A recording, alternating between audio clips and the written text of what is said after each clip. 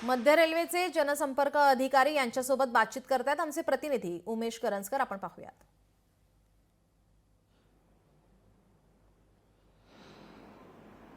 मुंब्र्यात 9 जूनला जो अपघात झाला होता यामध्ये 13 प्रवासी जे आहेत ते ट्रेनच्या खाली पडले. त्यानंतर आता या सगळ्या अपघाताबाबतची चौकशी रेल्वेकडून सुरू केलेली आहे. आपल्यासोबत सेंट्रल रेल्वेचे मुख्य PRO डॉक्टर स्वप्नील लीला आहेत. सर, 2 दिवस झालेले त्या अपघाताला उलटून अत्यंत दुर्दैवी घटना होती. आता रेल्वेकडून चौकशी सुरू करण्यात आलेली आहे. काय आता नेमकी स्टेज आहे?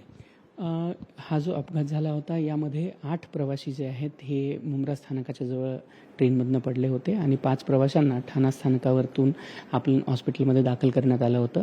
या अपघाताची किंवा या घटनेची जी चौकशी आहे या घटनेची चौकशी लगेच तिथून सुरू करण्यात आली होती. या घटनेसाठी जसं तिथल्या प्रवाशांशी बोलून किंवा तिथल्या जे सगळी जखमी व्यक्ती होते त्यांच्याशी बोलून याची कारणं जी आहेत ती शोधण्याचा प्रयत्न मध्य रेल्वेकडनं करण्यात आला. कारण प्रथमदर्शी अशा प्रकारची घटना आत्तापर्यंतच्या लोकलच्या इतिहासात ही पहिल्यांदाच घडलेली आहे. आपल्याकडे अशा ज्या दुर्दैवी घटना घडतात त्यामध्ये एखाद्या व्यक्तीचा पडणे किंवा अशा घटना होतात. यामध्ये पहिल्यांदाच 8 व्यक्ती 2 वेगवेगळ्या ट्रेनमधनं पडण्याची घटना समोर आली होती.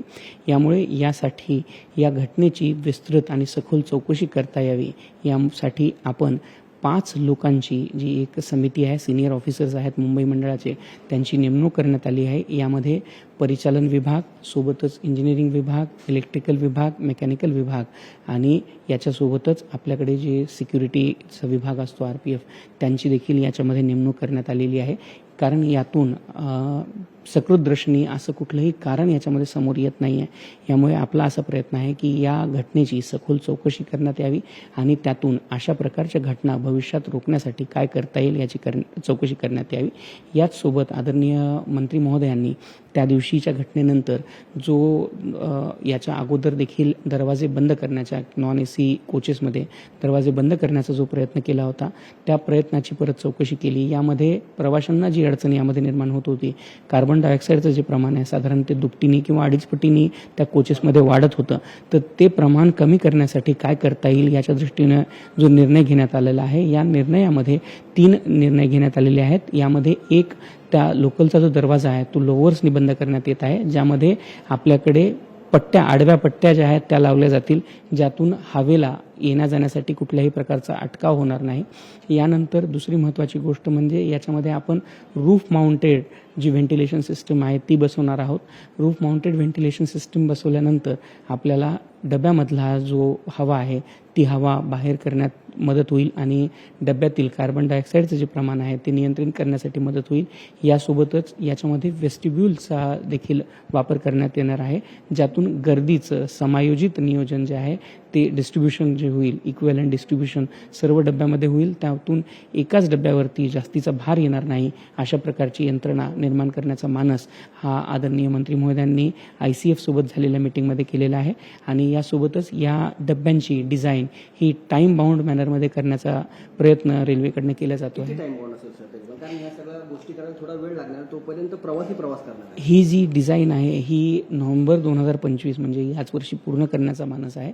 आणि सोबतच या डिझाईनवर आधारित पहिला कोच जो आहे तो साधारणपणे जानेवारी 2026 मध्ये सर्व्हिसमध्ये आणण्याचा प्रयत्न रेल्वेच्या ICF ही जी उत्पादन करणारी संस्था आहे त्याद्वारे करण्यात येणार आहे. तिकीट भाडे वाढणार या सगळ्या प्रोसेसमुळे किंवा ही सगळी सुविधा प्रवाशांना दिल्यानंतर? नाही, या ज्या कोचेस आहेत ह्या नॉन AC कोचेसच्या दृष्टिकोनातून असल्यामुळे याच्यामध्ये कुठल्याही प्रकारच्या तिकीट वाढीचा सध्या प्रस्ताव ठेवण्यात आलेला नाही.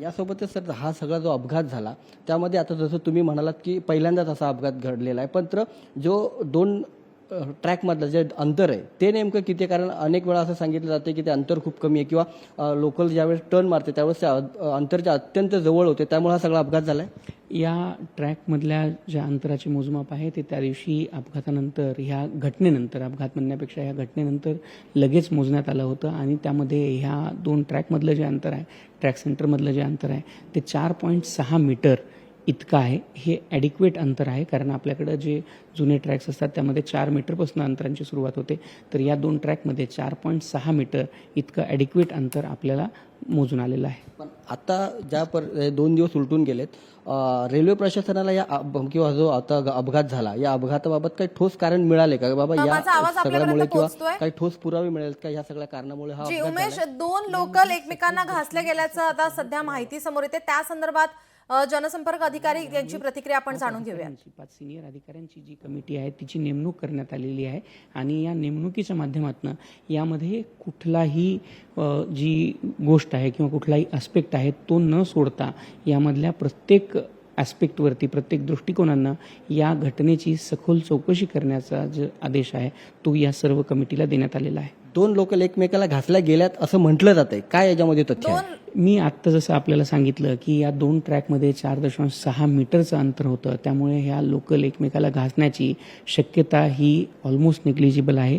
अशी एक शक्यता अत्यंत कमी असताना देखील या लोकलचे जे आहेत त्याचे मोजमाप केले जात आहेत, कारण या कमिटीला जो आदेश देण्यात आलेला आहे की यातल्या प्रत्येक कुठलीही गोष्ट आपण याच्यामध्ये सोडणार नाही आहोत किंवा कुठल्याही गोष्टीची चौकशी याची करण्यात आलेली नाही, अशा प्रकारचं कुठलाही आपण करणार नाही आहोत. त्यामुळे या रेकचा जे मोजमाप आहे त्याच्यासाठी याला आपण जे रेकचं वर्कशॉप असतं त्याच्यामध्ये यांना आपण कारशेडमध्ये घेऊन गेलेलो आहोत. यासोबतच या सगळ्या ट्रॅकच्या परिसरामध्ये कुठले सीसीटीव्ही होते किंवा इतरत्र ज्या ट्रॅकच्या बाहेरचे सीसीटीव्ही असे सगळे चेक केले जात आहेत का? यामध्ये जसं आपण आत्ताला आपल्याला हे सांगितलं की 2 वेगवेगळ्या ट्रेनमधनं ज्या ट्रेन ज्यावेळेस आपापसात एकमेकाच्या जवळून पास होत होत्या त्यावेळेस हे प्रवासी पडलेले आहेत. त्यामुळे याच्यामध्ये कुठल्याही स्टेशनवरच्या CCTVमध्ये याचं क्लिअर कव्हरेज नाही आहे. पण उपलब्ध असलेले जे CCTV कव्हरेज आहेत ते स्टेशनवरचे असू द्यात किंवा या घटनेच्या आसपासचे बाहेरचे असू द्यात, त्या सर्व CCTVची सखोल तपासणी यामध्ये करण्यात येत आहे. त्यामुळेच रेल्वे सुरक्षा बल RPFचे जे सिनियर अधिकारी आहेत, सिनियर DSC आहेत, त्यांना देखील याच्यामध्ये इन्व्हॉल्व करण्यात आलेलं आहे. किती दिवसामध्ये ही चौकशी होऊ शकेल असा एक अंदाज आहे? यामध्ये काय, ह्या चौकशीला सकृतदर्शनी असं कुठलंही कारण नाही, ते समोर येत नाही आहे. यामुळे यांना या सर्व व्यक्तींना याची जी उपलब्ध सगळी कारणं आहेत त्या सर्व कारणांची सखोल चौकशी करण्याचे आदेश देण्यात आलेले आहेत. लवकरात लवकर ही चौकशी संपूर्ण करण्यासाठी आणि यातून कुठल्या तरी निष्कर्षापद पोहोचण्याचा जो आदेश आहे तो या कमिटीला देण्यात आलेला नक्कीच आहे. उमेश, धन्यवाद आपण दिलेल्या माहितीसाठी. लोकशाही मराठी ऐका, पहा, जागरूक रहा.